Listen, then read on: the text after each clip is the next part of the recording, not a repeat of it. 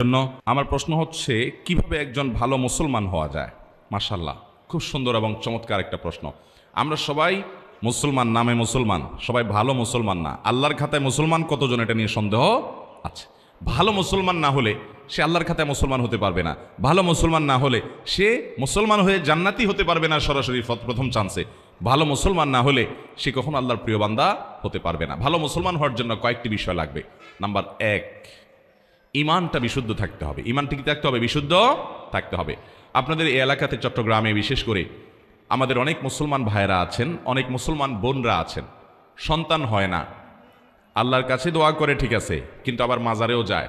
যে মাজারে কিছু মান্নত করে, কিছু টাকা পয়সা দেয়, মাজারে গিয়ে অনেকে সিজদা দেয়, অনেকে মাজারে যিনি শুয়ে আছেন তার কাছে বলে, বাবা আমাকে একটা ছেলে দিও, আমার একটা ছেলে সন্তান দরকার। আছে না না এগুলা? সাথে সাথে ইমান নষ্ট হয়ে যাবে, সাথে সাথে ইমান নষ্ট হয়ে যাবে। ভালো মুসলমান তো পরের কথা, আপনার যদি ইমান নষ্ট হয়, আপনার যদি আকীদা খারাপ হয়, আপনার যদি বিশ্বাসটা নষ্ট হয়, তাহলে আপনার ওই যে একেবারে মূলটাই শেষ, আপনার নেকামলে করে কোনো লাভ হবে না।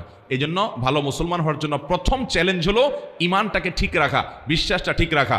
আল্লাহর একত্ববাদ স্বীকার করার মানে হলো আল্লাহর সাথে কারোর শরীক সাব্যস্ত না করা। এখন আপনার দোয়া করতে হবে, কার কাছে দোয়া করবেন? আল্লাহর কাছে।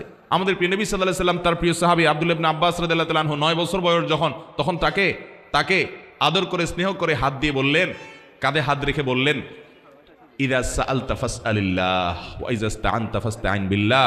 তোমার যদি কিছু চাওয়া লাগে আল্লাহর কাছে চাইবা, সাহায্য চাওয়া লাগে আল্লাহর কাছে সাহায্য চাইবা। চাওয়া, সাহায্য চাওয়া এগুলো আল্লাহ ছাড়া অন্য কারোর কাছে অলৌকিক সাহায্য চাওয়া যাবে? তাহলে কোনো মাজারের কাছে আমরা সন্তান চাইবো না আল্লাহর কাছে চাইবো? আল্লাহর কাছে চাইবো।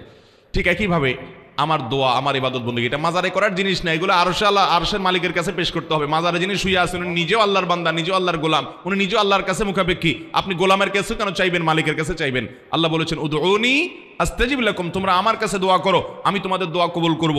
অতএব দোয়া করতে হবে কার কাছে? আল্লাহর কাছে। ভালো মুসলমান হওয়ার জন্য ইমান ঠিক রাখতে হবে। ইমানের মধ্যে কোনো শিরিক থাকতে পারবে? অন্ধের মতো আনুগত্য কোনো দলের করবেন, কোনো ব্যক্তির করবেন? অন্ধের মতো আনুগত্য, সব কথা শুনবো, এটা কার হবে? শুধুমাত্র আল্লাহর। আর সবার এই বেলা এটা চলবে না। এমনকি আমিও যদি কথা বলি, কোনো আলেমও যদি কথা বলে, তার যদি ভালো কোনো কথা হয় সেটা নিবেন। কোনো কথা যদি খারাপ মনে হয়, কোরআন হাদিসের বিরুদ্ধে যায়, তিনি বললেও আপনি সেটা মানবেন।